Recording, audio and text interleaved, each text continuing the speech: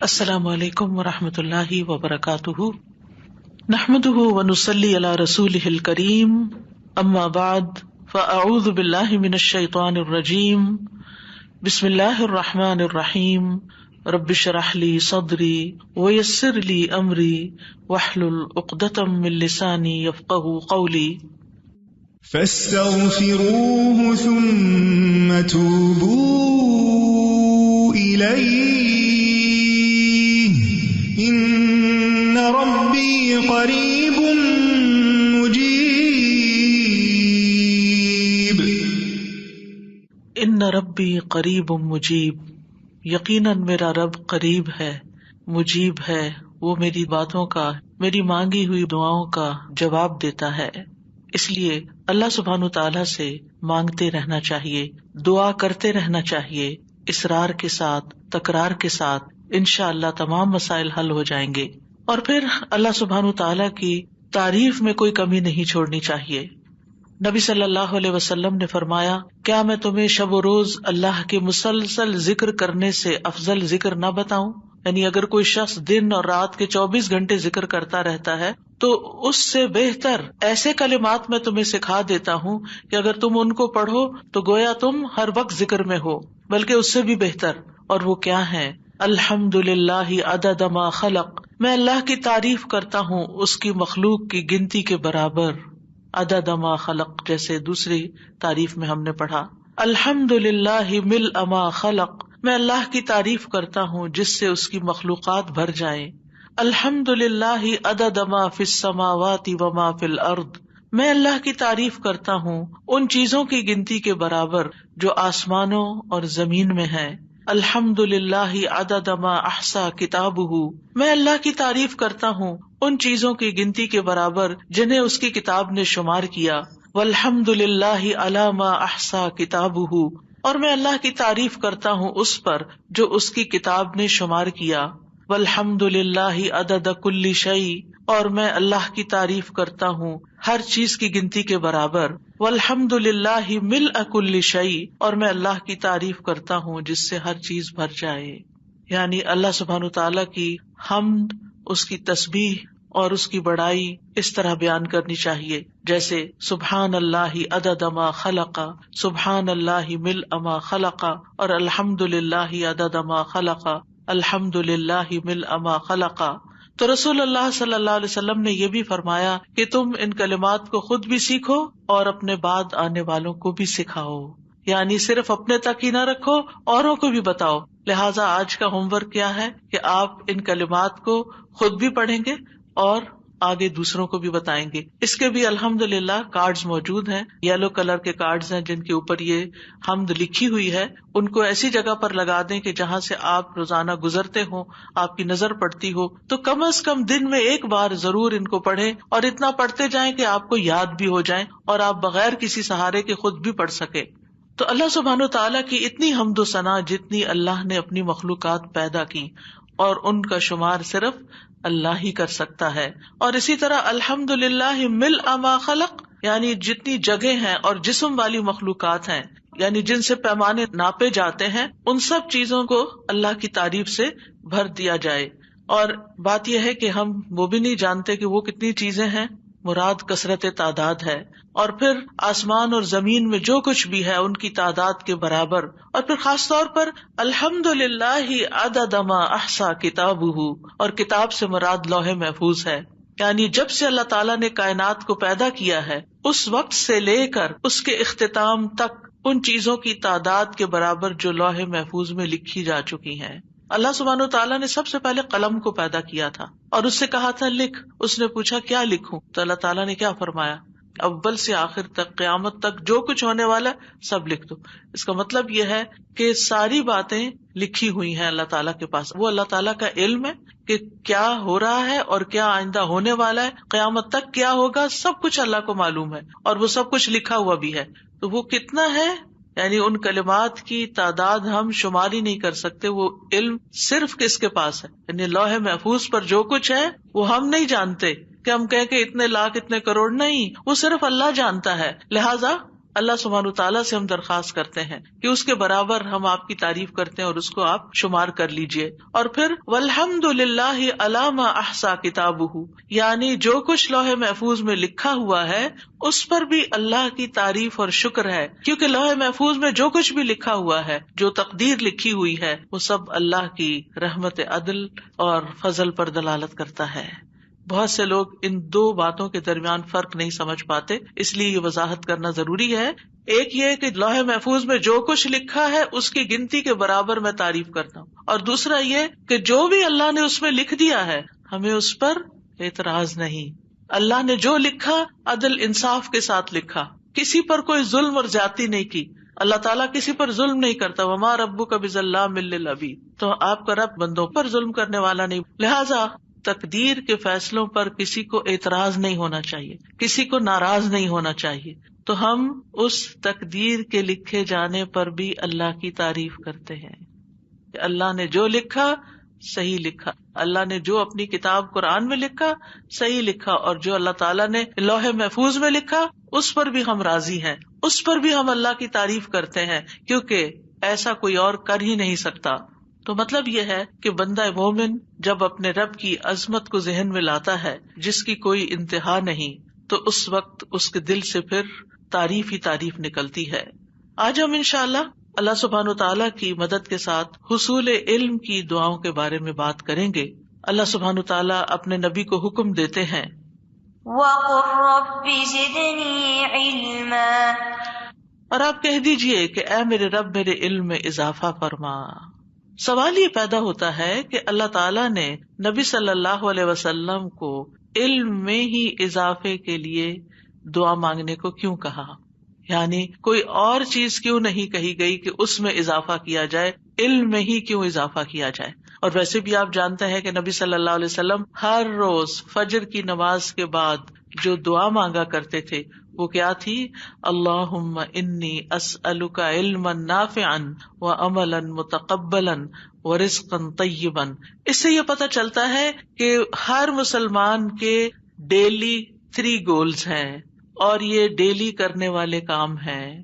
ان میں کوئی summer break نہیں ہے، ان میں کوئی ونٹر بریک نہیں ہے، ان میں کوئی ویکینڈ نہیں ہے، ان میں کوئی اسپرنگ بریک نہیں ہے. نو بریک، ایوری ڈے، روزانہ، ہر روز علم نافعا. یہ وہ چیز ہے کہ جس کے بغیر ہم رہ نہیں سکتے. جیسے روز رزقاً طیباً چاہیے ہوتا ہے، اللہ ہمیں پاکیزہ رزق عطا فرما. روز بھوک لگتی ہے، روز کھاتے ہیں، اور ہارڈلی کوئی فجر کی نماز سے پہلے ناشتہ کرتا ہوگا. پہلے ہم نماز پڑھتے ہیں اور اس میں ہم علم کی دعا کرتے ہیں اور رزق کی دعا کرتے ہیں، پھر رزق کی طرف جاتے ہیں. اور تیسرا ہمارا ڈیلی گول کیا ہونا چاہیے کہ اللہ آج کا دن دیا ہے، اچھے اچھے کاموں کی توفیق عطا فرما، ان نیک اعمال کی توفیق دے. ایک اور روایت میں عملاً صالحاً بھی آتا ہے، صالحاً متقبلا، یعنی ایسا نیک عمل کرے کہ جو تیری بارگاہ میں قبول ہو جائے. کرنے کا کام کیا ہے آپ کے؟ ایک اسٹکی نوٹ لیں، اس پر یہ دعا لکھیں، اور جہاں آپ فجر کی نماز پڑھتے ہیں یا نمازیں پڑھتے ہیں وہاں ساتھ دیوار پر لگا لیں. اگر بھول جائیں، نماز پڑھ کے اٹھ گئے، اچانک نظر پڑی، دوبارہ پڑھ لیں. کیونکہ جن چیزوں کی ہمیں بچپن سے عادت نہیں نا، ان کو اس ایج میں عادت ڈالنا بھی ایک کام ہوتا ہے. تو آپ سوچئے کہ وہ شخص کتنا خوش قسمت ہے کہ جس کو ہر روز علم میں سے حصہ ملتا ہے، اور اس کو طیب رزق ملتا ہے، حلال پاک وسیع رزق ملتا ہے، اور ایسے نیک کاموں کی توفیق ملتی ہے کہ جو قبول بھی ہوتے جا رہے ہیں. عملاً متقبلاً، قبول ہونے والے عمل. کیونکہ بہت سے لوگ ایسے ہیں کہ جن کے اعمال شرک اور بدعات سے بھرے ہوئے ہیں، طریقہ ٹھیک نہیں ہے، اور وہ تھک بھی رہے ہیں، کام کر بھی رہے ہیں، لیکن ان کو قبولیت بھی کچھ نہیں، کہیں اخلاص نہیں، کہیں ثواب نہیں. ثواب صاد کے ساتھ، ثواب ہوتا ہے درست، یعنی طریقہ درست نہیں، لہٰذا وہ عمل بھی قبول نہیں. تو بہت ضروری ہے کہ ہم اللہ تعالیٰ سے ہر روز ایوری ڈے دعا کریں کہ اللہ تعالیٰ یہ 3 چیزیں ہمیں ضرور عطا کر دے. اور صبح صبح مانگ لیں، اس دن خالی نہ جائے اس سے. سوچئے کتنے ہی دن ہم نے گزار دیے کہ ہم نے صبح صبح یہ دعا نہیں مانگی، کیونکہ معلوم ہی نہیں یا پھر امپورٹنس ہی نہیں پتا، اس لیے مانگنے سے رہ گئے. اور خوش نصیب ہے وہ کہ جنہیں ارلی ایج میں پتا چل گیا کہ یہ بھی کرنے کا کام ہے، یہ بھی مانگنے کی چیزیں ہیں، اور پھر نہ صرف یہ کہ وہ مانگتے ہیں بلکہ ان کے حصول کی کوشش بھی کرتے ہیں. علم حاصل کرنے کی ایسے ہی کوشش کرتے ہیں جیسے نماز کے بعد اٹھ کے ناشتہ کرنے کی کوشش کرتے ہیں اور دن بھر کا مینیو پلان کرتے ہیں, آج کیا پکانا ہے, کیا لانا ہے, کیا کھلانا ہے, کیا کرنا ہے, اور اس میں سے بھی بہترین چیز کا انتخاب کرتے ہیں. اور خواتین اس لحاظ سے اپنے آپ کو خوش قسمت سمجھیں. ظاہر مرد حضرات تو رزق کی تلاش میں گھر سے باہر جائیں گے, تو خواتین پھر رزقاً طیباً اس لیے بھی مانگے کہ مرد حضرات جو کچھ لائیں حلال لائیں, پاکیزہ لائیں, اور گھر میں جو کچھ آپ تیار کریں وہ ایسا ہو کہ جو گھر والوں کی صحت اور عافیت کا ذریعہ بنے, رزقاً طیباً, اور وہ بھی آپ کی عبادت لکھی گئی. جیسے علم کا حاصل کرنا عبادت ہے, علم کا سیکھنا سکھانا عبادت ہے. اور پھر یہاں پر صرف علم نہیں مانگا گیا, اللہم انی اسألک علما نافعا, کہ اللہ نفع مند علم عطا کر. نفع مند یعنی جو اپنی ذات میں فائدہ مند ہے, یعنی وہ ہے ہی نفع مند, کیونکہ علم کچھ نفع مند ہوتے ہیں, کچھ نقصان دہ ہوتے ہیں, اور کچھ نہ نفع دیتے ہیں نہ نقصان دیتے ہیں. 3 طرح کے علم ہوتے ہیں. تو وہ علم جو فائدہ دے انسان کو, اپنی ذات میں بھی فائدہ مند ہو, یعنی اس کا سیکھنا بھی انجوائبل ہو, اور پھر اس سے میں خود بھی فائدہ اٹھاؤں, نافع ہو, مجھے بھی نفع دے, اور پھر جب وہ میرے اندر آ جائے تو میں اس علم سے دوسروں کو بھی نفع پہنچاؤں. نافعن یعنی فاعل کے وزن پر نفع دینے والا, فائدہ دینے والا, وہ علم جو مجھے بھی فائدہ دے اور وہ علم جو دوسروں کو بھی فائدہ دے. اے اللہ مجھے ایسے علم میں مشغول کر دے. اور جو شخص یہ مانگتا ہے اور اس کے ساتھ ربی زدنی علما مانگتا ہے تو اللہ سبحانہ وتعالیٰ اس کے علم میں اضافہ کرتے چلے جاتے ہیں. اور یہ چیزیں ایک نبی صلی اللہ علیہ وسلم کو حکم دیا گیا جو قرآن کی دعا ہے, اور دوسری طرف آپ صلی اللہ علیہ وسلم نے خود اپنے لیے first thing in the morning فجر کی نماز کے بعد مانگی, جو کہ ہم سب کو آپ کی پیروی میں آپ کی سنت کو فالو کرتے ہوئے مانگنی چاہیے. اور اس کے ساتھ ساتھ دوسری طرح کا علم جو علم ظاہر ہے, جیسے جادو وغیرہ کا سیکھنا اور ایسے علوم سیکھنا جس سے لوگوں کو نقصان پہنچے, تو ان سے پناہ مانگنی چاہیے. کیونکہ ہوتا یہ ہے کہ بعض لوگ اپنی طبیعت کی خرابی یعنی خباثت کہنا چاہیے, اس کی وجہ سے ایسی چیزوں کا شوق رکھتے ہیں جو دوسروں کو نقصان دیتی. وہ ایسے علم سیکھتے ہیں کہ جس سے انسانیت کی تباہی آتی ہے, جو انسانوں کو بگاڑنے والے ہیں. وہ علم سیکھتے ہیں اور پھر اس میں کام بھی کرتے ہیں. آج کل آپ دیکھیں کہ ہر پیرنٹ جو ہے وہ ویڈیو گیمز جو بچے کھیل رہے ہیں, جو کر رہے ہیں, ان کے بارے میں پریشان ہے کہ یہ ان کے دماغوں کو خراب کر رہے ہیں, یہ ان کو بیکار کر رہے ہیں, ان کو اس کی ایڈکشن ہوتی چلی جا رہی. یعنی میں نہیں سمجھتی کہ کوئی بھی ماں باپ ایسے ہوں گے کہ جو بچوں کے اس قدر شوق سے جو ان کو ان گیمز کے اندر ہے اس پہ راضی ہوں گے, اور وہ کہتے ہوں گے کہ ہاں یہ ہمارے بچے کتنے ماہر ہیں اور بہت اچھے کام کر رہے ہیں. وہ بچوں کے ہاتھوں مجبور ہو کر ان کو یہ سب چیزیں پرووائڈ کر دیتے ہیں, لیکن ساتھ دل میں ریگریٹس بھی ہوتی ہیں اور پریشانیاں بھی ہوتی ہیں.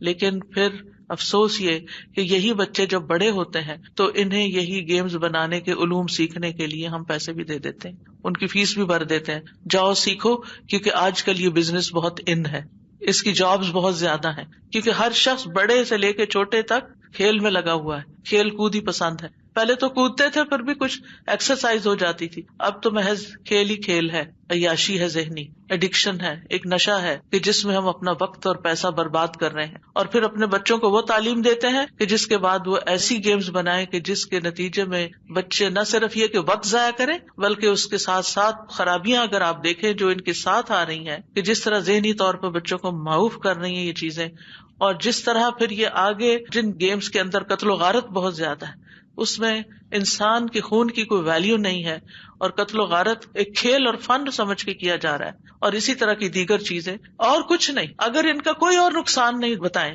تو مجھے بہت حیرت ہوتی ہے اس انسان پر کہ جو وقت پاس کرنے کے لیے گیم کھیل رہا ہوتا ہے اپنے موبائل کے اوپر.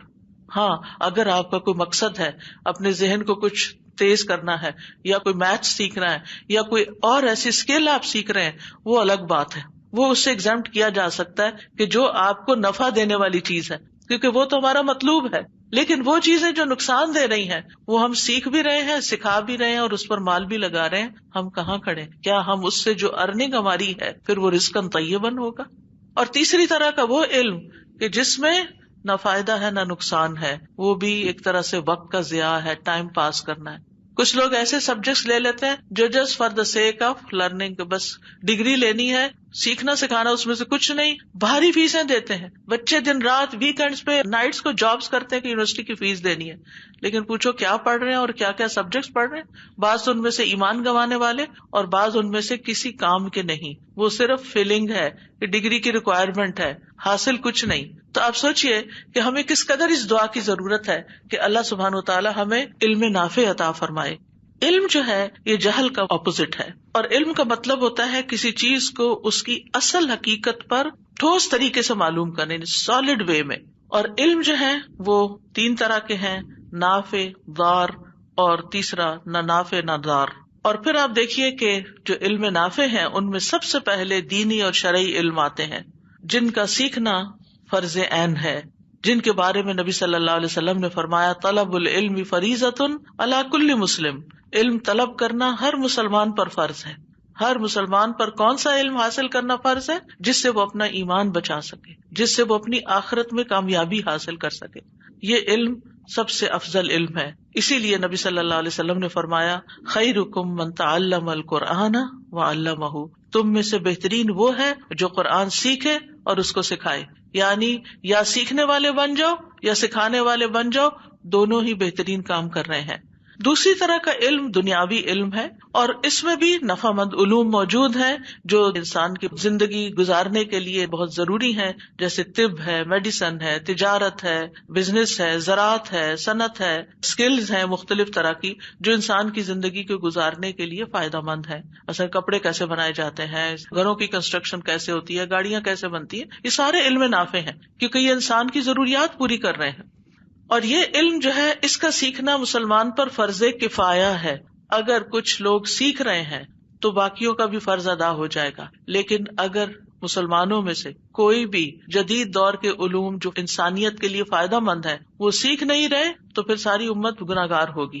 کیونکہ جب انسان دنیا کے علوم نہیں سیکھتا تو پھر کیا ہوتا ہے, وہ پیچھے رہ جاتا ہے, اور جب آپ پیچھے رہ جاتے ہیں تو آپ پر ذلت اور محتاجی مسلط کر دی جاتی ہے. پھر فیصلے آپ کے ہاتھ میں نہیں رہتے, فیصلہ وہی کرتا ہے جو علم کی پاور رکھتا ہے, جس کے پاس علم ہوتا ہے. ہم دیکھتے ہیں کہ انبیاء علیہ السلام کو بھی اللہ تعالیٰ نے مختلف سکلز سکھائی تھی. جیسے داؤد علیہ السلام کو لوہے کی صنعت کا علم سکھایا گیا تھا. قرآن مجید میں آتا ہے وَأَلَنَّا لَهُ الْحَدِيدَ, کہ ہم نے اس کے لیے لوہے کو نرم کر دیا تھا, اور اس سے کہا کہ کشادہ زرہیں بناؤ اور اندازے کے مطابق اس کی کڑیاں جوڑو, اور اے آل داؤد نیک عمل کرو. یعنی صرف کام نہیں بلکہ نیک اعمال بھی, اور جو کچھ تم کر رہے ہو بلا شبہ میں اسے خوب دیکھ رہا ہوں. اور داؤد علیہ السلام کی عبادت کا بھی حال آپ کو معلوم ہے کہ کس طرح وہ عبادت کرتے تھے, کس طرح وہ روزے رکھتے تھے, ایک دن روزہ رکھتے تھے ایک دن نہیں, اس کے باوجود کام کرتے تھے, لوہے سے زرہیں بناتے تھے, لوہے کا فن جانتے تھے. ہم روزہ رکھ لیں تو پھر سوچتے ہیں کہ اب اور کوئی کام نہیں ہو سکتا کیونکہ ہم روزے سے ہیں. داؤد علیہ السلام راتوں کو جاگتے تھے, رات کا ایک تہائی حصہ جاگتے, پھر سوتے, پھر 1/6 پہ جاگتے. اس کے باوجود وہ دن میں کام کرتے تھے, اور نہ صرف یہ کہ وہ نبی تھے بلکہ بادشاہ بھی تھے, لوگوں کے فیصلے بھی چکاتے تھے, اور ساتھ ساتھ علم بھی حاصل کرتے تھے. تو ہمیں اپنی زندگی کے اندر کچھ اس طرح کی روٹین بنانی چاہیے اور اپنے آپ کو اس طرح تیار کرنا چاہیے کہ دین دنیا کو ساتھ لے کر چل سکے. یہ نہیں کہ دنیا کی طرف ہوئے تو دین بھول گیا اور دین کی طرف ہوئے تو دنیا بھول گئی. پھر ایسا علم حاصل کرنا چاہیے کہ جس کے حاصل کرنے کی ترغیب بھی دی گئی ہو اور اس کے لیے حرص بھی رکھی جائے. نبی صلی اللہ علیہ وسلم نے فرمایا جس چیز سے تمہیں حقیقی نفع پہنچے اس میں حرص رکھو. احرص علی ما ینفعک, جو چیز فائدہ دیتی ہے دین میں دنیا میں اس کی حرص رکھو. واستعن باللہ, اور اللہ سے مدد مانگو. ولا تعجز, اور مایوس ہو کے نہ بیٹھ جاؤ, عاجز ہو کے نہ بیٹھ جاؤ, میں نہیں کر سکتا, I can't do it. ہمت نہیں ہارو, محنت کرو, آگے بڑھو. پھر آپ دیکھیے کہ سب سے ضروری علم جس کا سیکھنا واجب ہے وہ کیا ہے؟ فَاعْلَمْ أَنَّهُ لَا إِلَهَ إِلَّا اللَّهُ. علم حاصل کرو, جان لو کہ بے شک اللہ کے سوا کوئی معبود نہیں. سب سے پہلا علم جو انسان کو سیکھنا چاہیے وہ توحید کا علم ہے, اللہ تعالیٰ کے ایک ہونے کا, وحدانیت کا.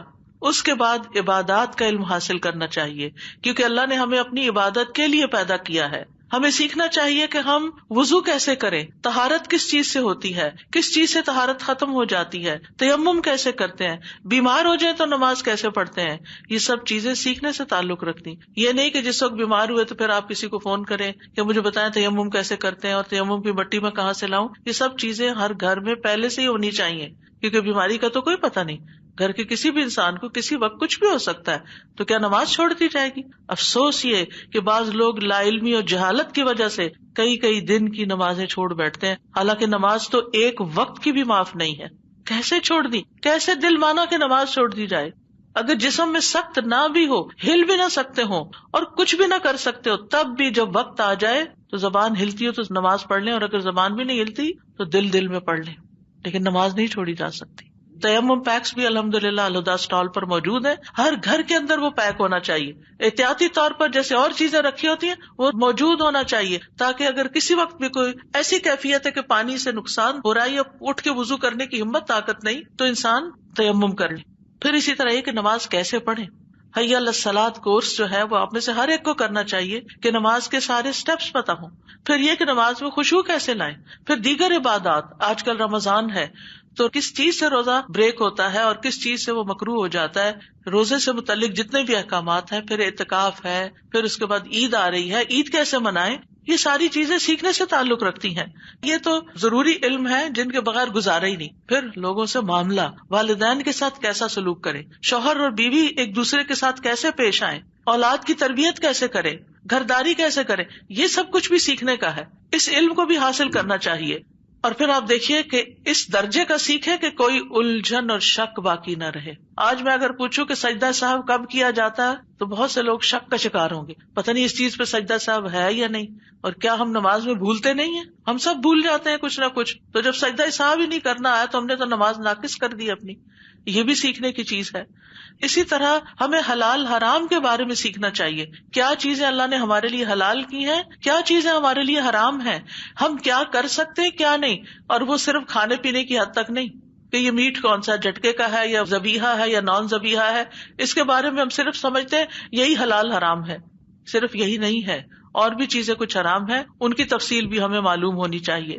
اور پھر یہ لباس کے معاملے میں ایک مسلمان عورت کیا پہن سکتی ہے کیا نہیں پہن سکتی, اس کا بھی ہمیں علم ہونا چاہیے. اور نہ صرف یہ کہ عورت بلکہ مرد کو بھی کتنا سطر اپنا ڈھانپنا ہے, کیونکہ دین کے احکامات صرف عورتوں کے لیے نہیں آئے, سب کے لیے آئے ہیں. پھر اسی طرح لباس میں کیسا لباس نہیں پہن سکتے کہ سی تھرو ہو یا اتنا ٹائٹ ہو کہ آپ کے جسم کا ایک ایک حصہ نظر آ رہا ہے. مثلا اگر آپ نے ایسی ٹائٹس پہنی ہوئی ہیں کہ جس سے آپ کی لیگس کی پوری شیپ نظر آ رہی ہے, آپ کے ہپس نظر آ رہے ہیں, تو ایسے لباس کے ساتھ آپ عورتوں کے سامنے بھی نہیں جا سکتے. عورتوں کے سامنے بھی صرف گھٹنے سے نیچے تک آپ ٹانگ ننگی کر سکتے ہیں, اس سے اوپر نہیں. لیکن جب ہم سوچتے ہیں یہاں کیا فرق پڑتا ہے, یہاں تو عورتیں ہی ہیں. نہیں, عورتیں بھی ہیں, تب بھی آپ کے جسم کے یہ حصے ڈھکے ہوئے ہونے چاہیے. آپ لانگ شرٹ پہن لیں, اگر آپ کو بازار میں ایسے پاجامے نہیں ملتے کھلے ٹراؤزر کے جس سے آپ کی لیگس کا سائز نہ پتا چلے, تو پھر آپ لانگ شرٹس پہنے یا کوئی اسکرٹ پہنے کہ جس سے آپ کا جسم ڈھک جائے. اور پھر آپ دیکھیے کہ ہمیں یہ سیکھنا چاہیے کہ ہمیں اللہ تعالیٰ نے اور کن کاموں کا حکم دیا اور کن کاموں سے روکا ہے. دنیا میں اگر ہم آئے ہیں اور زندگی گزار رہے ہیں اور دنیا کے پیچھے ہم بھاگ رہے ہیں, تو ہمیں یہ بھی پتہ ہونا چاہیے کہ آخرت میں کیا چیزیں فائدہ دیں گی اور کن چیزوں سے نقصان ہو جائے گا. وہ جو ہمیشہ کی زندگی ہے, وہاں کے انٹری ٹیسٹ میں جنت کا انٹری ٹیسٹ کیا ہے, وہاں کے لیے کیا ریکوائرمنٹس ہیں, کون سی چیزیں جنت میں جانے میں رکاوٹ پیدا کر سکتی ہیں, ان سب چیزوں کو بھی ہمیں سیکھنا ہے. اور علم کی اہمیت ہمیں اس سے بھی پتہ چلتی ہے. یعنی علم کے لیے دعا کیوں مانگے کہ ہمارا رب خود صفت علم رکھتا ہے, سب سے زیادہ علم تو ہے ہی اس کے پاس, وہ العلیم ہے, اور پھر ہر چیز کو جانتا ہے. الم تعلم ان اللہ یعلم ما فی السماء والارض, کیا تمہیں نہیں معلوم کہ اللہ کو معلوم ہے جو کچھ آسمان میں ہے اور جو زمین میں, اللہ کو سب پتا ہے. واللہ بکل شیء علیم, اللہ کو ہر چیز کا علم ہے. اور پھر وان اللہ قد احاط بکل شیء علما, اور یہ کہ اللہ نے علم سے ہر چیز کا احاطہ کر رکھا ہے, ہر چیز کو علم کے ساتھ گھیر رکھا. کوئی چیز ایسی نہیں ظاہری یا باطنی چھپی ہوئی کہ جس کا اللہ تعالیٰ کو علم نہ ہو. تو یہ اللہ سبحانہ تعالیٰ کی صفت ہے العلیم. اور پھر آپ دیکھیے کہ سب سے پہلی چیز جو اللہ تعالیٰ نے پیدا کی تھی وہ کیا تھا؟ قلم. اور قلم لکھنے کی چیز ہے, اور قلم سے کیا ہوتا ہے؟ علم حاصل کیا جاتا ہے. جیسے قرآن مجید میں آتا ہے نا, پہلی وحی بھی کیا نازل ہوئی ہمارے لیے, اقرأ بسم ربک الذی خلق خلق الانسان من علق. اقرأ وَرَبُّكَ الْأَكْرَمُ الَّذِي عَلَّمَ بِالْقَلَمِ، وہ جس نے قلم کے ساتھ تعلیم دی. تو لکھنا جو ہے وہ لازمی حصہ ہے. مثلا جو لوگ گھروں پہ سن رہے ہیں یا جو لوگ بعد میں آڈیو سنتے ہیں، وہ جب سننے لگتے ہیں تو اپنی نوٹ بک اور اپنا قلم لے کے بیٹھا کریں، یا جہاں بھی آپ اپنے نوٹس ٹائپ کرتے ہیں تو عمل کی جو ضروری باتیں کرنے کی ہوتی ہیں، تھنگس ٹو ڈو، وہ کم از کم لیکچر میں سے ضرور نوٹ کر لیا کریں تاکہ آپ کا یہ علم محفوظ ہو اور ہم اس پر عمل بھی کر سکیں. پھر اسی طرح ہم دیکھتے ہیں کہ اللہ سبحانہ تعالیٰ نے قلم کی قسم بھی کھائی ہے، اور نبی صلی اللہ علیہ وسلم کو اللہ سبحانہ تعالیٰ نے سب سے پہلے جو حکم دیا وہ یہی تھا کہ اپنے رب کے نام سے پڑھو. پہلی وحی، اس نے انسان کو ایک جمے ہوئے خون سے پیدا کیا، ایمبریولوجی بتا دی ساری، پڑھ اور تیرا رب ہی سب سے زیادہ کرم والا ہے. یعنی علم کا حاصل کرنا اور علم کا سکھانا یہ اللہ تعالیٰ کے کرم کی نشانی ہے کہ اس نے ہمیں نہ صرف یہ کہ سکھایا، پیغمبر بھیجے ہمارے لیے اور علم والوں کی فضیلت بیان کی، بلکہ ہمیں اس کی تلقین بھی کی. اور اس کے بارے میں بھی آتا ہے الرحمن علم القرآن خلق الانسان علمہ البیان، اس بے حد رحم کرنے والے نے یہ قرآن سکھایا ہے. یعنی اس نے خود قرآن سکھایا ہے، اس نے انسان کو پیدا کیا اور اسے بات کرنا سکھائی. کمیونیکیشن، علم کے لیے کیا ضروری ہوتا ہے؟ کمیونیکیشن، بولنا، سننا، سمجھنا. تو یہ بھی اللہ سبحانہ وتعالیٰ نے ہمارے لیے آسان کیا. اگر انسان علم کے لیے نہ بولتا ہے نہ سیکھتا ہے تو پھر اس میں اور حیوان میں کیا فرق ہے؟ حیوان کی زبان نہیں ہے، اس کا حلق نہیں ہے، اس کے دانت نہیں ہے، گائے بھینس کے ہیں نا، لیکن کیا وہ ہماری طرف بول سکتے؟ وہ ساری چیزیں موجود ہیں لیکن بول نہیں سکتے، صرف بیں بیں کی آواز نکال سکتے ہیں. ہم کیسے بول لیتے ہیں؟ یہ اللہ کی خاص قدرت سے خاص رحمت اور خاص فضل ہے کہ اس نے ہمیں بولنا سکھا دیا، جس کے لیے زبان اور حلق اور دانت اور ہونٹ اور یہ ساری چیزیں ریکوائرڈ ہوتی ہیں. ان سب کے ساتھ ہمیں بہترین طریقے سے قرآن سکھایا. الرحمن علم القرآن. پھر ہم دیکھتے ہیں کہ انبیاء کی صفت بھی یہی رہی ہے. پہلے انسان کی تخلیق کے ساتھ ہی سب سے پہلے جو چیز دی گئی وہ کیا تھا؟ علم تھا. جب حضرت آدم کی روح جو ہے ناک تک پہنچی، ان کو چھینک آئی تو انہیں کیا سکھایا گیا؟ الحمدللہ کہنا. تو پہلا علم بھی الحمدللہ، اللہ کی حمد و ثنا والا، اور پھر اس کے بعد تمام چیزوں کا علم. تو اس سے تقسیم بھی پتہ چلتی ہے کہ پہلا علم جو فرض درجے میں سیکھنا چاہیے وہ اللہ کے بارے میں، اللہ تعالیٰ کا شکر کیسے ادا کرے، اس کے دین کے بارے میں، اور آغاز بھی اسی سے کرنا چاہیے. اور دوسرا علم وعلم آدم الاسماء کلہا، اس نے آدم کو سب کے سب نام سکھا دیے. اور نام دنیا کی مخلوقات کی چیزوں کے نام ہے جو اللہ تعالیٰ نے سکھائے، یہ دنیا کا علم ہے. اور اسی کی بنا پر آدم علیہ السلام کو پھر سجدہ کروایا گیا.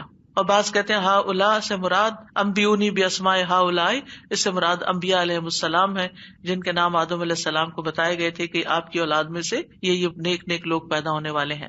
بہرحال تو فرشتوں پر فوقیت، فرشتوں کے ذریعے سجدے کا حکم کس وجہ سے تھا؟ علم کی بنا پر تھا کہ فرشتے ان چیزوں کے نام نہیں بتا سکے تھے جن کے نام آدم علیہ السلام نے بتا دیے تھے. اور پھر ہم یوسف علیہ السلام کے بارے میں پڑھتے ہیں قرآن مجید میں، اللہ تعالیٰ فرماتے ہیں وَإِنَّهُ لَذُو عِلْمٍ لِمَا عَلَّمْنَاهُ، یقیناً وہ بڑے علم والا تھا اس وجہ سے کہ ہم نے اسے سکھایا تھا. پھر اسی طرح ابراہیم علیہ السلام کے بارے میں آتا ہے، کہتے یا ابت انی قد جاءنی من العلم ما لم یأتک، اے ابا جان میرے پاس ایسا علم ہے جو آپ کے پاس نہیں آیا، یعنی ہدایت کا علم.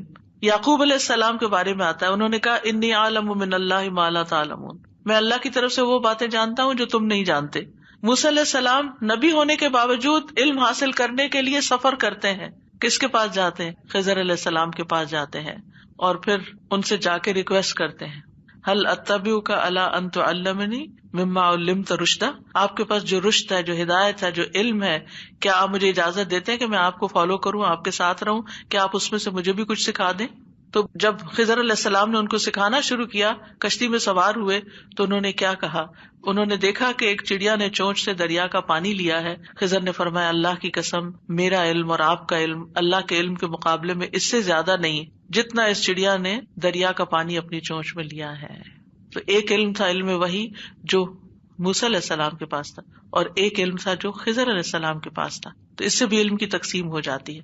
تو خضر علیہ السلام نے کہا تھا کیا آپ کے لیے یہ کافی نہیں کہ آپ کے پاس تورات ہے، آپ کے پاس وحی آتی ہے؟ اے موسیٰ میرے پاس جو علم ہے آپ کے لیے اس کو پورا جاننا مناسب نہیں، اور جو آپ کے پاس علم ہے وہ میرے لیے مناسب نہیں کہ میں وہ سارا سیکھوں، نہیں میری ضرورت نہیں. یعنی یہ اللہ تعالیٰ کی تقسیم ہے، کسی کو کوئی علم دیا اور کسی کو کوئی علم دیا. تو اسی طرح دنیا میں بھی ویرائٹی ہے، علوم کی بہت سی شاخیں بھی ہیں. خود دین کے علم کے اندر بہت سی ویرائٹی ہے کہ کچھ لوگ قرآن کی تجوید کے، اس کی ترتیل کے، اس کی تلاوت کے ایکسپرٹ ہوتے ہیں، کچھ اس کے معنی اور فہم اور غور و فکر اور تدبر کے ایکسپرٹ ہوتے ہیں، کوئی قراء ہوتے ہیں، کوئی مفسر ہوتے ہیں، کوئی محدث ہوتے ہیں، کوئی فقیہ ہوتے ہیں، اور اسی طرح بہت ساری چیزیں، بہت سی برانچز ہیں علم کی. ہر انسان ہر چیز نہیں سیکھ سکتا، لیکن سب سے پہلے اللہ کی معرفت کا علم سیکھنا، کہ اللہ کو پہچانا جائے، اس کی کتاب کو سیکھنا، یہ لازم ہے. اور اتنا علم کم از کم ضرور، یعنی آپ ایکسپرٹ کے لیول پر نہ بھی سیکھیں تو اتنا علم ضرور سیکھیں کہ جس سے آپ عمل کر سکیں، عملاً متقبلاً آپ کر سکیں. تو قرآن کے ساتھ سنت کا علم بھی آپ کے لیے سیکھنا لازم ہے.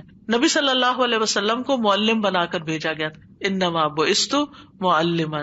اور پھر آپ دیکھیں کہ آپ نے آ کر کیا سکھایا، کما ارسلنا فیکم رسولا منکم یتلو علیکم آیاتنا ویزکیکم ویعلمکم الکتاب والحکمت ویعلمکم ما لم تکونوا تعلمون.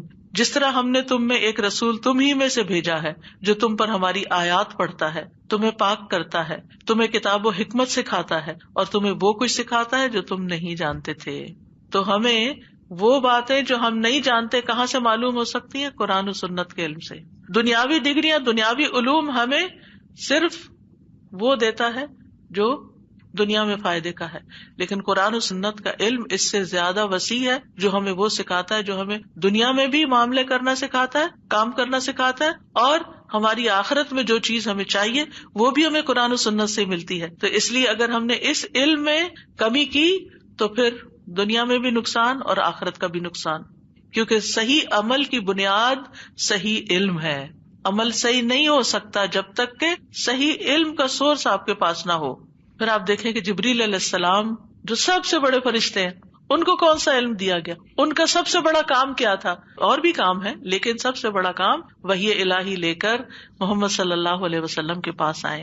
اور نہ صرف یہ کہ وحی لاتے رہے، پورا قرآن لے کر آئے، آپ کے ساتھ دور بھی کیا، اور پھر ایک دن انسانی شکل میں آ کر آپ کی مجلس میں بیٹھ کر آپ سے اچھے اچھے سوال کر کے پھر چلے گئے. تو آپ نے فرمایا تمہیں معلوم ہے یہ کون تھا؟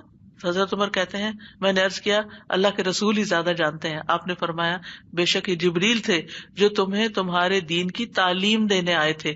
تعلیم دینے آئے تھے. تو تعلیم دینے کا ایک طریقہ یہ ہوتا ہے کہ ایک لیکچر دے دیا جائے، اور ایک طریقہ یہ ہوتا ہے کہ سوال جواب کے ذریعے انٹریکٹیو طریقے سے کہ سوال کیا جائے اور اس کا جواب. کیونکہ فاسألوا اہل الذکر ان کنتم لا تعلمون، اگر تمہارے پاس علم نہیں تو علم والوں سے سوال کیا کرو، علم والوں سے پوچھ لیا کرو. یہ بھی علم حاصل کرنے کا ذریعہ ہے، اور اچھا سوال آدھا علم ہے. اور کسی علم والے کی صحبت مل جانا اور اس سے علم حاصل ہو جانا، یہ انسان کی خوش قسمتی کی علامت ہوتی ہے. اور امت کے فرائض میں سے ہے کہ وہ خود دین کا علم حاصل کریں اور دوسروں کو بھی سکھائیں. تو پھر اگر اپنے پاس نہیں تو دوسروں کو کیسے دیں گے؟ فرض کیسے ادا ہوگا؟ اسی لیے ربی زدنی علما ہے کہ اللہ مجھے اور زیادہ علم دے کہ میں یہ کام اچھے طریقے سے کر سکوں. اس کے لیے سورۃ التوبہ کی آیت نمبر 122 یاد رکھا کریں، وما کان المؤمنون لینفروا کافہ، آخر تک. اور ممکن نہیں کہ مومن سب کے سب نکل جائیں، سو ان کے ہر گروہ میں سے کچھ لوگ کیوں نہ نکلے تاکہ وہ دین میں سمجھ حاصل کریں اور تاکہ وہ اپنی قوم کو ڈرائیں جب ان کی طرف واپس جائیں، تاکہ وہ بھی بچ جائیں. یعنی ہر کمیونٹی میں سے، ہر گروہ میں سے، ہر جگہ سے کچھ نہ کچھ لوگ نکل کر آئیں، دین کے معاملے میں زیادہ علم حاصل کریں اور واپس جا کے اپنی کمیونٹی کو سکھائیں تاکہ وہ بھی بچیں. کس سے؟ دنیا میں غلطیاں کرنے سے اور آخرت کے عذاب سے. پھر ہم دیکھتے ہیں کہ صحابہ کرام کو نبی صلی اللہ علیہ وسلم مختلف جگہوں پر ڈپیوٹ کیا کرتے تھے علم سکھانے کے لیے، مختلف علاقوں میں بھیجا کرتے تھے. مدینہ کی ہجرت میں نبی صلی اللہ علیہ وسلم کے جانے سے پہلے کون گیا تھا؟ حضرت مصعب بن عمیر. اور نبی صلی اللہ علیہ وسلم کی آمد سے پہلے وہ ایک بڑا حصہ قرآن کا وہاں سکھا چکے تھے، بے شمار لوگوں کو مسلمان کر چکے تھے، اور پھر جو سیکھ چکے تھے وہ آگے اوروں کو سکھا رہے تھے.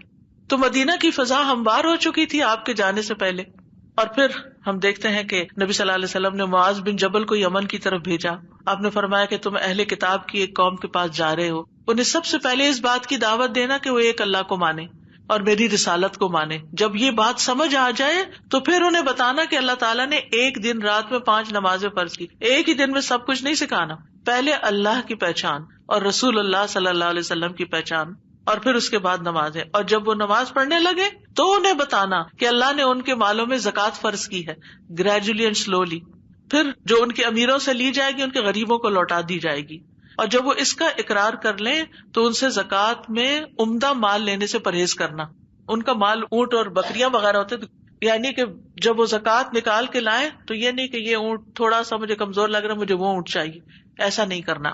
پھر آپ دیکھیے کہ اللہ تعالیٰ کے نزدیک علم والوں کا مقام بھی بلند ہے. آپ بلندی چاہتے ہیں نا, اللہ کے نزدیک بلندی چاہتے ہیں نا, آخرت میں بلند درجے چاہتے ہیں, تو علم سے رشتہ استوار کریں اور باقاعدہ سیکھیں اس کو. کیونکہ قرآن مجید میں آتا ہے یرفع اللہ الذین آمنوا منکم والذین اوتوا العلم درجات. اللہ ان لوگوں کو درجوں میں بلند کرے گا جو تم میں سے ایمان لائے اور جنہیں علم دیا گیا, یعنی ان کے درجات اور زیادہ بلند ہو جائیں. انسان ہر آیت سیکھنے پر ایک درجہ اور اللہ کے قریب ہوتا ہے اور بلند درجہ ملتا ہے اس کو. اور پھر اگر کوئی بات سمجھ نہیں آتی تو فاسألوا اہل الذکر ان کنتم لا تعلمون, استاد کے پاس جائیں اور علم حاصل کریں اور گھر سے نکلیں. کیونکہ کوئی شخص مسجد میں جا کر ایک آیت سیکھتا ہے, 2 سیکھتا ہے, 3, جتنی سیکھتا ہے اتنی اونٹنیاں لے کر آتا ہے. اور نبی صلی اللہ علیہ وسلم نے اس کے بارے میں باقاعدہ فرمایا, کیا تم میں سے کوئی یہ نہیں چاہتا کہ اس کے پاس موٹی تازی ایسی اونٹنیاں ہو جو اس کو مفت مل جائے بغیر کسی قطع رحمی کے اور بغیر کسی ظلم کے؟ اور وہ یہ ہے کہ وہ مسجد میں جائے اور آیتیں سیکھے, ایک آیت سیکھے تو ایک اونٹنی, 2 تو 2, اور جتنی چاہے وہ سیکھے. تو مطلب یہ ہے کہ انسان جب اپنے گھر سے نکلتا ہے, مسجد کا رخ کرتا ہے اور جا کر باقاعدہ بیٹھ کر علم کی مجلس میں علم حاصل کرتا ہے, بہت بڑے خزانے لے کے واپس آتا ہے. آپ جائیں کسی کے گھر میں, جائیں کسی بازار میں, جائیں کسی اور جگہ, کیا آپ اتنا مال اکٹھا کر کے لا سکتے ہیں؟ نہیں.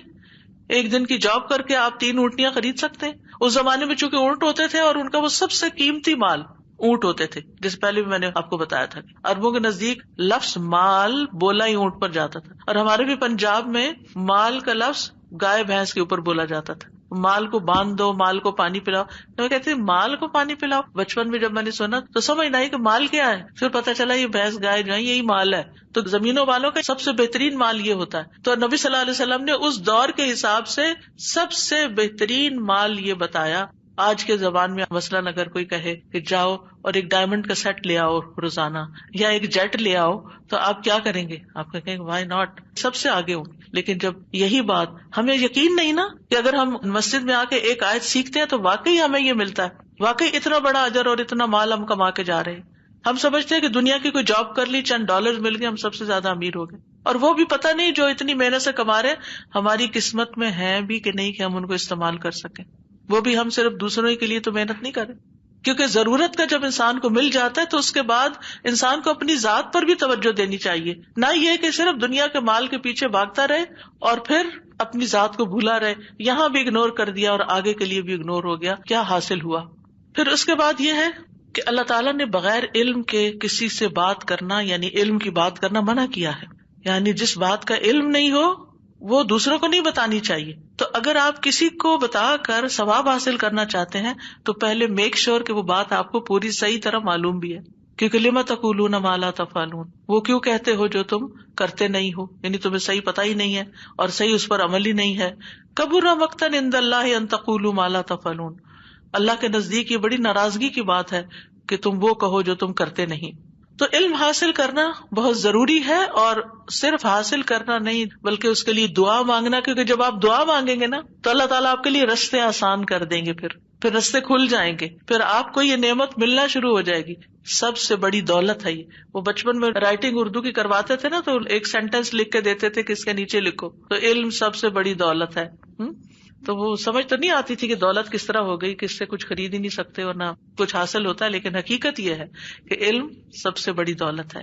اللہ تعالیٰ فرماتے ہیں قل هل يستوي الذين يعلمون والذين لا يعلمون, کہہ دیجئے کیا برابر ہو سکتے ہیں وہ لوگ جو علم رکھتے ہیں اور وہ جو علم نہیں رکھتے؟ برابر نہیں ہے. اللہ کی نگاہ میں برابر نہیں ہے, عمل کرنے کے اعتبار سے برابر نہیں ہے, نتیجے اور انجام کے لحاظ سے برابر نہیں ہے, جنت میں ان کے درجے برابر نہیں ہے, برابر نہیں ہے. سیکھتے جائیں, زیادہ حاصل کریں, زیادہ سیکھیں تاکہ درجے بلند ہوتے چلے جائیں. پھر یہ کہ علم کی بدولت اللہ تعالیٰ کی معرفت اور اللہ تعالیٰ کی خشیت حاصل ہوتی ہے. انما یخشی اللہ من عبادہ العلماء, اللہ سے تو اس کے بندوں میں سے صرف علم والے ہی ڈرتے ہیں. اللہ تعالیٰ کی صحیح عبادت کرنے کے لیے، صحیح طریقے پر کام کرنے کے لیے علم کی ضرورت ہے. علم کیوں حاصل کریں؟ تاکہ پوری بصیرت کے ساتھ اللہ کی عبادت کر سکیں، پوری بصیرت کے ساتھ ہم لوگوں کو دین کی دعوت دے سکیں. کیونکہ جو شخص علم کے بغیر اللہ کی عبادت کرتا ہے وہ ایسے ہی ہے جیسے کوئی صحرا میں بغیر ڈائریکشن کے سفر کر رہا ہو. تو ہر شخص کے لیے ضروری ہے کہ علم حاصل کرے، اور پھر جس کو علم حاصل کرنے کا راستہ مل جاتا ہے، اس کو اسباب مہیا ہو جاتے، اس کو استاد مل جاتا ہے، اس کو پلیٹ فارم مل جاتا ہے، تو یہ سمجھے کہ اللہ تعالیٰ کی طرف سے بھلائی کا ارادہ ہو گیا ہے. من یرد اللہ بہ خیرا یفقہہ فی الدین، جس کے ساتھ اللہ بھلائی چاہتا ہے اس کو دین کی سمجھ دے دیتا ہے، اس کے لیے یہ رستے آسان کر دیتا ہے، یہ رستے ہموار کر دیتا ہے. علم کی بدولت انسان جہالت اور گمراہی کے اندھیروں سے نکل کر روشنی کی طرف آ جاتا ہے. وَيُخْرِجُهُم مِّنَ الظُّلُمَاتِ إِلَى النُّورِ بِإِذْنِهِ وَيَهْدِيهِمْ إِلَىٰ صِرَاطٍ مُّسْتَقِيمٍ. اللہ سبحانہ وتعالیٰ ایسے لوگوں کو جو اللہ کی رضا کے اوپر چلیں اور روشن واضح کتاب کی پیروی کریں، ان کو اندھیروں سے نکال کے روشنی کی طرف لے آتا ہے.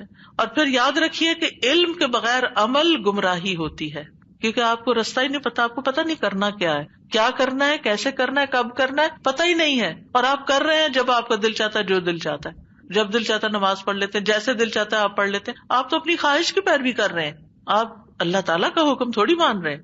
نام آپ نے اس کا نماز رکھا ہوا ہے، لیکن آپ کا طریقہ ہی صحیح نہیں ہے، آپ کو آتا ہی نہیں ہے، آپ کو مطلب ہی نہیں پتا کہ یہ کیا کہہ رہا ہوں میں اللہ تعالیٰ کے سامنے.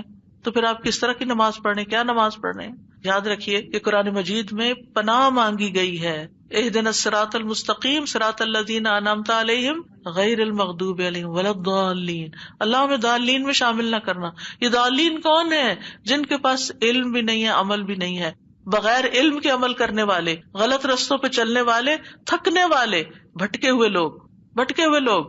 ہر نماز میں ہم یہ دعا کرتے کہ اللہ ہمیں ان میں شامل نہ کرنا کہ جو بھٹکے ہوئے ہیں، جو علم حاصل نہیں کرتے اور علم حاصل کرنے کا کوئی شوق بھی نہیں ہے ان کو، اور اس کی ضرورت بھی محسوس نہیں کرتے. تو جو شخص کام کر رہا ہے عبادت کا، محنت بھی بہت کر رہا ہے، تھک رہا ہے، مگر علم کچھ نہیں کہ ٹھیک کر رہا ہے یا غلط، تو وہ ایسے رستے پہ چل رہا ہے جو اللہ کا رستہ نہیں ہے. بائی چانس ہو بھی سکتا ہے، لیکن زیادہ امکان ہے کہ وہ کچھ اور ہی کر رہا ہے. تو صحیح اور غلط کی پہچان کے لیے، جائز اور ناجائز کی پہچان کے لیے، حق اور باطل کے فرق کے لیے علم کی ضرورت ہے. علم زندگی ہے. ایک زندگی جسم کی زندگی ہوتی ہے اور ایک زندگی دل کی زندگی ہوتی ہے، روح کی زندگی ہوتی ہے. اللہ تعالیٰ فرماتے ہیں یا ایھا الذین آمنوا استجیبوا للہ وللرسول اذا دعاکم لما یحییکم. اے لوگو جو ایمان لائے ہو، اللہ اور اس کے رسول کی دعوت قبول کر لو جب وہ تمہیں اس چیز کی دعوت دیں جو تمہیں زندگی بخشتی ہے، جس سے تمہیں زندگی حاصل ہوتی ہے. امام ابن قیم کہتے ہیں اللہ سبحانہ تعالیٰ نے دلوں کے لیے علم کو ایسے بنایا ہے جیسے زمین کے لیے بارش بنائی ہے. تو جس طرح زمین کی زندگی بارش کے بغیر نہیں، اسی طرح دل کی زندگی علم کے بغیر نہیں ہوتی. دل مردہ رہتا ہے، ہاں علم کی روشنی آتی ہے تو وہ زندہ ہونا شروع ہو جاتا ہے. علم کی بدولت ہی انسان گناہوں سے بچ سکتا ہے، کیونکہ علم سے انسان کے اندر اللہ کا ڈر پیدا ہوتا ہے. پھر آپ دیکھیں علم کے ذریعے ہی انسان شیطان کے حربوں سے بچ سکتا ہے کہ وہ کدھر سے آ رہا ہے، وہ کیسے مجھے گمراہ کر رہا ہے. علم کی بدولت رشتوں میں خوبصورتی پیدا ہو جاتی ہے. علم کی وجہ سے گھروں میں برکت آتی ہے، آپس کا پیار محبت بڑھ جاتا ہے. ابو ہریرہ کہا کرتے تھے قرآن پڑھنے کی وجہ سے گھر اپنے رہنے والوں کے لیے کھلا ہو جاتا ہے، کشادہ ہو جاتا ہے، چاہے وہ چھوٹا سا اپارٹمنٹ ہی کیوں نہ ہو. اس میں فرشتے حاضر ہوتے ہیں، شیطان اس گھر کو چھوڑ دیتے ہیں، اس کی خیر و برکت بڑھ جاتی ہے. اور قرآن نہ پڑھنے کی وجہ سے گھر اپنے رہنے والوں کے لیے تنگ ہو جاتا ہے. بڑے بڑے مینشنز بھی دل گھٹتا ہے، ان میں دل گھبراتا ہے، دل لگتا ہی نہیں، کوئی چیز پسند ہی نہیں آتی. فرشتے اس کو چھوڑ دیتے ہیں، شیطان اس میں بسیرا کر لیتے ہیں، اس کی خیر و برکت کم ہو جاتی ہے. تو آپ سوچئے کہ ہم گھروں میں کتنا قرآن پڑھتے ہیں، ہمارے بچے کتنا پڑھتے ہیں، ہمارے ہسبینڈ، باقی رشتے، اور ہم مل بیٹھ کے کتنا قرآن پڑھتے ہیں. کتنی ضرورت ہے اس بات کی کہ ہم اپنے گھروں کو قرآن سے آباد کریں، صرف انفرادی طور پر نہیں، اجتماعی طور پر بھی، مل جل کر بھی. علم کی بدولت رحمت اور سکینت اترتی ہے. رسول اللہ صلی اللہ علیہ وسلم نے فرمایا جو لوگ اللہ کے گھروں میں سے کسی گھر میں اللہ کی کتاب کی تلاوت کرتے ہیں، اس کی باہم تعلیم میں مصروف ہوتے ہیں، ان پر سکینت نازل ہوتی ہے، رحمت انہیں ڈھانپ لیتی ہے، فرشتے انہیں گھیر لیتے ہیں، اور اللہ ان کا ذکر اپنے پاس موجود فرشتوں میں کرتے ہیں۔ ایسی مجالس کا ذکر اوپر کی مجالس میں ہوتا ہے کہ دنیا کے فلاں فلاں حصے میں فلاں فلاں نام کے لوگ اکٹھے بیٹھ کر اللہ کو یاد کر رہے ہیں، دین سیکھ رہے ہیں۔ حصول علم کی وجہ سے انسان کو رزق ملتا ہے۔ نبی صلی اللہ علیہ وسلم کے زمانے میں 2 بھائی تھے، ان میں سے ایک نبی صلی اللہ علیہ وسلم کے پاس آتا، علم حاصل کرتا، دوسرا محنت مزدوری کرتا، کام پہ جاتا۔ محنت مزدوری کرنے والے نے اپنے بھائی کی شکایت نبی صلی اللہ علیہ وسلم سے کی کہ یہ میرا بھائی کچھ بھی نہیں کرتا، میری مدد نہیں کرتا، اور یہ روز پڑھنے لکھنے چلا جاتا ہے۔ آپ نے فرمایا شاید تمہیں اسی کی وجہ سے رزق دیا جا رہا ہو، تم جو اس پہ خرچ کر رہے ہو نا، ہو سکتا ہے کہ اللہ تعالیٰ تمہیں جو دے رہا ہے وہ اس کی وجہ سے دے رہا ہے۔ لیکن عام طور پر ہم یہی سمجھتے ہیں کہ جب تک دنیا کے لیے نہیں بھاگیں گے اور سارے بچے دنیا میں نہیں لگیں گے اس وقت تک کام نہیں چلے گا۔ ٹھیک ہے، کچھ دنیا میں جائیں اور کچھ دین میں لگیں، اور جو دنیا والے ہیں وہ دین والوں کی مدد کریں، ان کا خیال رکھیں۔ ابن القیم کہتے ہیں علم سے محبت کرنا خوش نصیبی کی علامتوں میں سے ہے۔ خوش قسمت ہے وہ انسان جو علم سے محبت رکھتا ہے، اور علم سے نفرت کرنا بدبختی کی علامتوں میں سے۔ بد قسمت ہے وہ انسان جو علم کے سیکھنے سکھانے کو بیکار کا کام سمجھتا ہے۔ آخرت کی تیاری کے لیے بھی علم حاصل کرنا ضروری ہے۔ واتقوا اللہ واعلموا انکم ملاقوہ، اللہ سے ڈرتے رہو اور یہ جان لو کہ تم اس سے ملنے والے ہو، اور وہ ملاقات کیسی ہوگی، اور قیامت کے دن سوال ہوگا کہ علم کتنا حاصل کیا اور پھر اس پر عمل کیا کیا، علم حاصل کیا یا نہیں کیا، کیا تو کیا کیا، اور پھر اس پر عمل کیا کیا۔ اور جنت کی طرف جانے کے لیے بھی علم چاہیے۔ من سلک طریقا یلتمس بہ علما سہل اللہ لہ طریقا الی الجنہ، جو شخص علم کا راستہ اختیار کرتا ہے تو اللہ تعالیٰ اس کے لیے جنت کا راستہ آسان کر دے گا۔ حدیث کے الفاظ ہیں، بے شک فرشتے طالب علم کے لیے، طالب علم کی رضا کے لیے اپنے پر بچھاتے، یعنی اس کو راضی کرنے کے لیے، اس کو خوش کرنے کے لیے۔ یہ چیزیں آج ہمیں نظر نہیں آ رہی، کل قیامت کے دن نظر آئیں گی کہ کس طرح فرشتے مجلسوں کو ڈھانپتے تھے، اور کس طرح فرشتے ویلکم کرتے تھے، اور کس طرح وہ سکینت اتارتے تھے، اور یہ ساری چیزیں کل اللہ تعالیٰ آپ کو دکھائے گا۔ یاد رکھیے علم کی ضرورت تو کھانے پینے سے بھی زیادہ ہے۔ امام احمد کہتے تھے لوگوں کو کھانے پینے سے بھی زیادہ علم کی ضرورت ہے، کیونکہ آدمی کو کھانے پینے کی دن میں 1 یا 2 دفعہ ضرورت پیش آتی ہے، کام چل جاتا ہے۔ آج کل رمضان ہے نا، 2 دفعہ بھی کھا لے تو کافی ہو جاتا ہے، جبکہ اسے علم کی ضرورت اتنی دفعہ پیش آتی ہے جتنی اس کی سانسوں کی تعداد ہے۔ ہر وقت اس کو ضرورت، کیونکہ ہر وقت ہم نے کوئی نہ کوئی ڈیسیژن لینا ہوتا ہے، یہ کام کریں یا نہ کریں، یہ کریں یا وہ کریں، کیا چیز رہنمائی کرتی۔ علم ایک ٹارچ کی طرح آپ کو روشنی دکھاتا ہے، رستہ دکھاتا ہے، ادھر جاؤ ادھر جاؤ، وہاں نہیں جانا۔ دنیا ڈارک ہے، آپ کے اپنے پاس ٹارچ ہونی چاہیے، علم کی ٹارچ، جس سے آپ دیکھ سکیں کہ میں صحیح رستے پہ جا رہا ہوں یا نہیں جا رہا۔ پھر یاد رکھیے علم حاصل کرنے کے اغراض و مقاصد بھی درست ہونے چاہیے۔ سب سے پہلی چیز خالصتاً اللہ کی رضا کے لیے علم حاصل کریں، کیونکہ جو لوگ دنیا کمانے کے لیے یا دنیا میں شہرت پانے کے لیے چاہے قرآن کا علم ہی کیوں نہ سیکھ رہے ہو، قیامت کے دن سب سے پہلے اسی کا حساب ہوگا، اور اس سے پوچھا جائے گا تم نے اللہ کی نعمتیں پا کر کیا کیا؟ وہ کہے گا میں نے علم سیکھا سکھایا اور قرآن کی قرات کی۔ اللہ تعالیٰ اس سے کہے گا کہ تم نے جھوٹ کہا، تم نے اس لیے علم سیکھا تھا کہ لوگ تمہیں اسکالر کہیں، لوگ تمہیں قاری کہیں، تم نے قرآن اس لیے پڑھا کہ کہا جائے یہ قاری ہے، وہ تو کہہ دیا گیا، لوگوں نے کہہ دیا تمہیں، پھر اس کے بارے میں حکم دیا جائے گا تو اسے منہ کے بل گھسیٹتے ہوئے جہنم میں ڈال دیا جائے گا۔ تو علم حاصل کریں لیکن نیت درست رکھیں کہ اللہ کو راضی کرنا ہے، اللہ کی خاطر صحیح عمل کرنا ہے۔ پھر دوسری نیت کیا کہ لوگوں کو بھی اس کی دعوت دینی ہے۔ قل ھذہ سبیلی ادعو الی اللہ علی بصیرۃ انا ومن اتبعنی، کہہ دیجیے یہی میرا راستہ ہے، میں اللہ کی طرف بلاتا ہوں پوری بصیرت پر، یعنی سوچ سمجھ کر، علم کے ساتھ، میں خود بھی اور جنہوں نے میری پیروی کی۔ پھر علم پر فخر اور غرور سے بچنا چاہیے، اور دوسرا یہ کہ جہالت سے نفرت ہونی چاہیے، کہ انسان کسی چیز کا علم نہ رکھے اور جاہل رہے۔ اور قرآن مجید میں آتا ہے بل اکثرہم لا یعلمون، اکثر علم نہیں رکھتے کس بات کا، وَلَئِن سَأَلْتَهُم مَّن خَلَقَ السَّمَاوَاتِ وَالْأَرْضَ، ان سے پوچھو کس نے پیدا کیا آسمانوں اور زمینوں کو، انہیں نہیں پتا کس نے پیدا کیا، they don't know who created mother nature اور don't know، یا خود بخود ہی سب کچھ ہو گیا۔ یہ اکثریت کا حال قرآن بتاتا ہے۔ لا علمی شرک کا باعث بن جاتی ہے۔ وَجَعَلُوا لِلَّهِ شُرَكَاءَ الْجِنِّ وَخَلَقَهُمْ وَخَرَقُوا لَهُ بَنِينَ وَبَنَاتٍ بِغَيْرِ عِلْمٍ، انہوں نے جنوں کو اللہ کا شریک بنا دیا، حالانکہ اسی نے ان کو پیدا کیا تھا، یعنی اللہ نے. پھر بغیر علم کے اس کے لیے بیٹے اور بیٹیاں گھڑ لیے. حضرت عیسیٰ کو بیٹا بنا دیا، فرشتوں کو اللہ کی بیٹیاں بنا دیا، بغیر علم کے، بغیر کسی وحی کے، بغیر کسی دلیل کے. پھر اسی طرح اگر کوئی شخص علم نہیں رکھتا اور کسی بات کو حدیث بتاتا ہے، یہ حدیث ہے اور وہ حدیث نہیں ہے، تو نبی صلی اللہ علیہ وسلم نے کیا فرمایا؟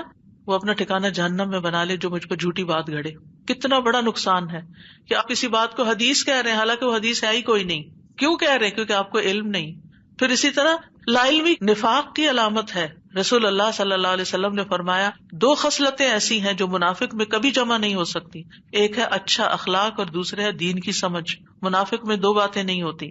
پھر آپ دیکھیے کہ جب علم سے دوری ہوتی ہے تو انسان غافل ہونا شروع ہو جاتا ہے، دنیا کی طرف بڑھنے لگتا ہے، آخرت کو بھول جاتا ہے، اللہ کی محبت کم ہو جاتی ہے، سنتوں کی پیروی کم ہو جاتی ہے، دل سخت ہو جاتا ہے، دلوں پہ مہر لگا دی جاتی ہے اور انسان غافلوں میں شمار ہو جاتا ہے. اور جاہل انسان خود بھی بھٹکتا ہے اور دوسروں کو بھی بھٹکاتا ہے. لا علمی کی وجہ سے اختلافات اور جھگڑے پیدا ہو جاتے ہیں. وَمِنَ النَّاسِ مَن يُجَادِلُ فِي اللَّهِ بِغَيْرِ عِلْمٍ وَلَا هُدًى وَلَا كِتَابٍ مُنِيرٍ. لوگوں میں سے کوئی وہ ہے جو اللہ کے بارے میں بغیر کسی علم کے، بغیر کسی ہدایت کے اور بغیر کسی روشن کتاب کے جھگڑے کرتا ہے. خواہ مخواہ دین کے معاملات میں بحثیں کرنا اور لوگوں کو ریفیوٹ کرتے رہنا اور علم کا نہ ہونا، یہ بھی انسان کی بدبختی کی علامت ہے. علم سے دوری کے سبب زندگی تنگ ہو جاتی ہے. وَمَنْ أَعْرَضَ عَنْ ذِكْرِي فَإِنَّ لَهُ مَعِيشَةً ضَنْكًا. جس نے میری نصیحت سے منہ موڑ لیا اس کے لیے یقیناً زندگی تنگ کر دوں گا، یعنی اس کے لیے زندگی تنگ ہو جائے گی. یعنی سب کچھ ہوتے ہوئے بھی انسان کو خوشی نہیں ہوگی، کیونکہ اس نے اپنے آپ کو اللہ کی نصیحت اور اللہ کے ذکر سے بھلا کے، اللہ کے قرآن کو چھوڑ کے اور چیزوں میں لگا لیا. پھر جب انسان اس رستے کو چھوڑتا ہے، علم سے کنیکشن کم ہوتا ہے، قرآن سے تعلق کم ہوتا ہے، ایسی مجالس سے، ایسے لوگوں سے، ایسے فرینڈ سے دور ہوتا ہے، پھر ریپلیس کون کرتا ہے؟ شیطان اور برے ساتھی. فرمایا وَمَن يَعْشُ عَن ذِكْرِ الرَّحْمَنِ نُقَيِّضْ لَهُ شَيْطَانًا فَهُوَ لَهُ قَرِينٌ. اور جو شخص رحمان کے ذکر سے آنکھیں بند کر لیتا ہے، ہم اس پر ایک شیطان مسلط کر دیتے ہیں جو اس کا ساتھی بن جاتا ہے، اور بے شک وہ ضرور انہیں اصل راستے سے روکتے ہیں. یعنی شیطان اور شیطان کے چیلے پھر سیدھے راستے پہ نہیں آنے دیتے، پھر اس کو برا محسوس کراتے. تم کس کام میں پڑے ہوئے ہو؟ تمہیں کیا مل رہا ہے؟ یہ علم سیکھ کے تمہیں کون سی پے ملے گی؟ کیا جاب تمہیں ملے گی؟ کیا دنیا میں تمہارا اسٹیٹس ہوگا؟ ان چیزوں کا ڈر اور خوف دلاتے ہیں. اور شیطان جو ہے وہ لوگوں کو علم حاصل کرنے سے روکتا ہے. وہ کہتا ہے یہیں رک جائیں تو خیر ہی خیر ہے، میرا کام آسان ہو جائے گا. اگر انہوں نے کچھ پڑھ لکھ لیا تو یہ تو میرے سے دور ہو جائیں گے، یہ تو اللہ کے بن جائیں گے. علامہ ابن الجوزی کہتے ہیں جان لو کہ ابلیس کا لوگوں پر سب سے پہلا دھوکہ یہ ہے کہ وہ ان کو علم سے روکتا ہے، علم مشکل بنا دیتا ہے. تم نہیں پڑھ سکتی، اس عمر میں کیا پڑھو گی؟ یہ روز روز گھر سے نکلنا، یہ سیکھنا، یہ سارے کام چھوڑنا، یہ بہت مشکل ہے. وہ کہتے ہیں کیونکہ علم نور ہے، پھر جب وہ ان کے علم کے چراغوں کو بجھا دیتا ہے تو وہ ان کو اندھیروں میں جیسے چاہے ٹھوکریں لگواتا ہے. جب علم ہی نہیں تو پھر بھٹکتے پھر جیسے اندھیرا ہو جائے رات کو تو آپ دیکھیں اپنے ہی گھر میں آپ ٹھوکریں کھاتے ہیں. لا علمی کی وجہ سے قبر کے سوالوں کے جواب میں مشکل ہو سکتی ہے. تو اس لیے بہت ضروری ہے کہ ہم دعا کرتے رہیں ربی زدنی علما، اے میرے رب میرے علم میں اضافہ فرما. اس آیت کا پس منظر یہ ہے کہ جب جبریل علیہ السلام وحی لے کر نازل ہوتے تو آپ ساتھ ہی ساتھ وحی کے الفاظ کو اس خیال سے دہرانے لگتے کہ بعد میں بھول نہ جائیں. تو اللہ سبحانہ وتعالیٰ نے فرمایا فتعالى اللہ الملک الحق ولا تعجل بالقرآن من قبل ان يقضى الیک وحیہ وقل رب زدنی علما. اللہ تعالیٰ نے فرمایا کہ آپ ساتھ ساتھ اس کو یاد رکھنے اور زبان سے دہرانے کی کوشش نہ کریں. آپ کے سینے میں اسے محفوظ رکھنا، پھر زبان سے ان الفاظ کی ادائیگی کروانا، یہ ہمارا ذمہ ہے. اور ساتھ ہی یہ بھی ہدایت کر دی گئی کہ آپ یہ دعا کرتے رہیں کہ ربی زدنی علما، کیونکہ ہم سب کو علم بھولنے کا ڈر ہوتا ہے نا، تو اس کا علاج بھی یہی ہے. اور یہاں پر علمن سے مراد علم نافع ہے. اور ابن القیم کہتے ہیں کس قدر پریشانی کی بات ہے اور کتنا بڑا نقصان کہ کوئی انسان اپنے اوقات کو علم حاصل کرنے میں لگاتا ہے لیکن اس حال میں دنیا سے جاتا ہے کہ اس نے قرآن کی حقیقتوں کو سمجھا ہی نہیں اور نہ ہی اس کے دل پر اس کے راز اور معانی واقع ہوئے. اس نے سمجھا ہی نہیں قرآن کو اور ایسی دنیا سے جا رہا ہے. تو دین سے جاہل ہونا اور صرف دنیاوی علوم کا ماہر ہونا یہ بھی بڑے خسارے کی بات ہے. اس لیے اللہ تعالیٰ نے نبی صلی اللہ علیہ وسلم کو مسلسل علم میں اضافے کی دعا سکھائی، اور آپ کے علم میں مسلسل اضافہ ہوتا رہا یہاں تک کہ اللہ نے آپ کو قبض کر لیا.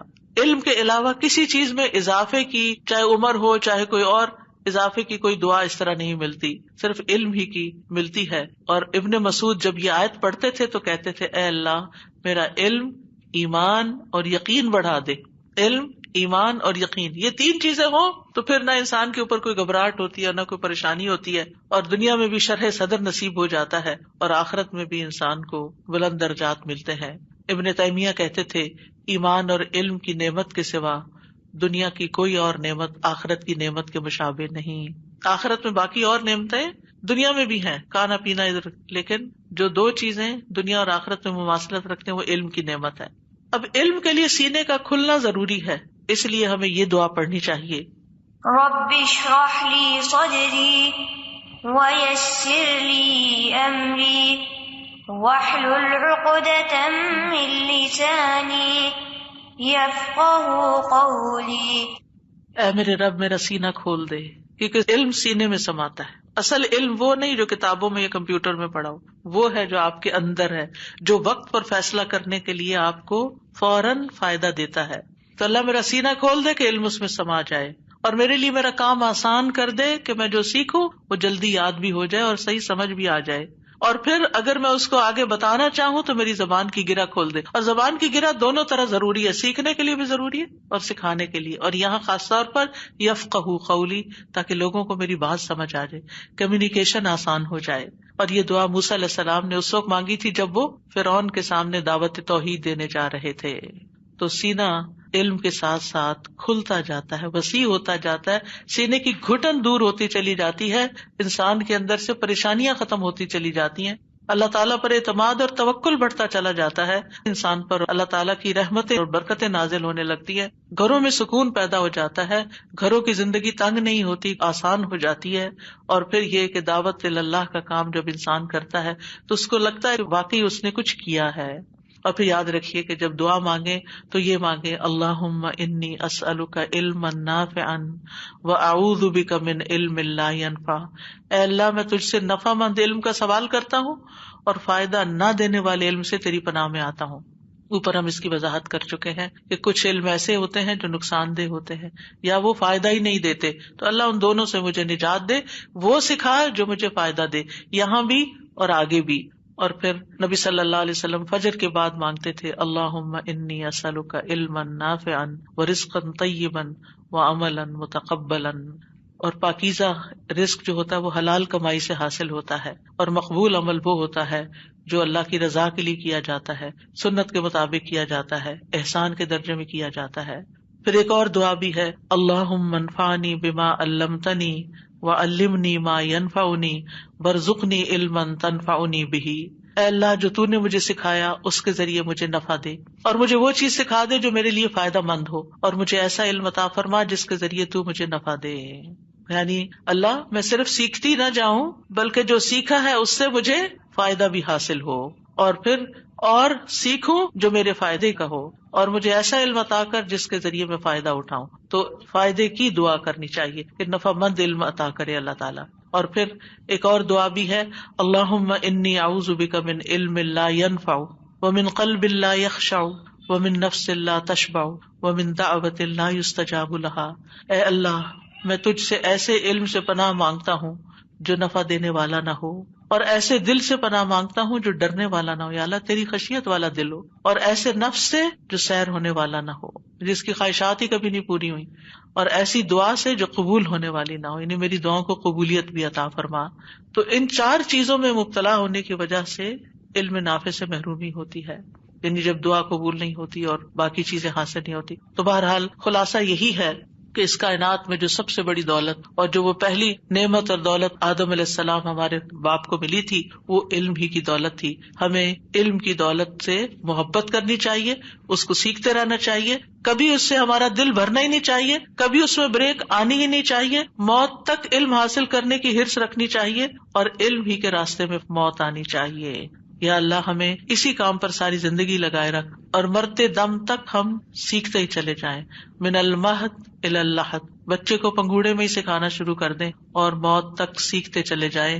امام احمد بن حنبل 80 سال کی عمر میں قلم دوات لے کر گلیوں میں بھاگتے تھے نوجوانوں کے ہمراہ، جب انہیں پتا چلتا تھا اس شہر میں کوئی نیا عالم آیا ہے، سیکھنے کے لیے دوڑتے تھے. آج ہماری حرص کیا ہے؟ ہم کس چیز کی دوڑ لگا رہے ہیں؟ اللہ ہمارے شوق بدل دے اور ہمیں نفع مند علم عطا فرمائے. وآخر دعوانا ان الحمد للہ رب العالمین. سبحانک اللہم وبحمدک اشہد ان لا الہ الا انت استغفرک واتوب الیک. السلام علیکم ورحمۃ اللہ وبرکاتہ. اللهم صل على محمد وعلى آل محمد كما صليت على إبراهيم وعلى آل إبراهيم إنك حميد مجيد. اللهم بارك على محمد وعلى آل محمد كما باركت على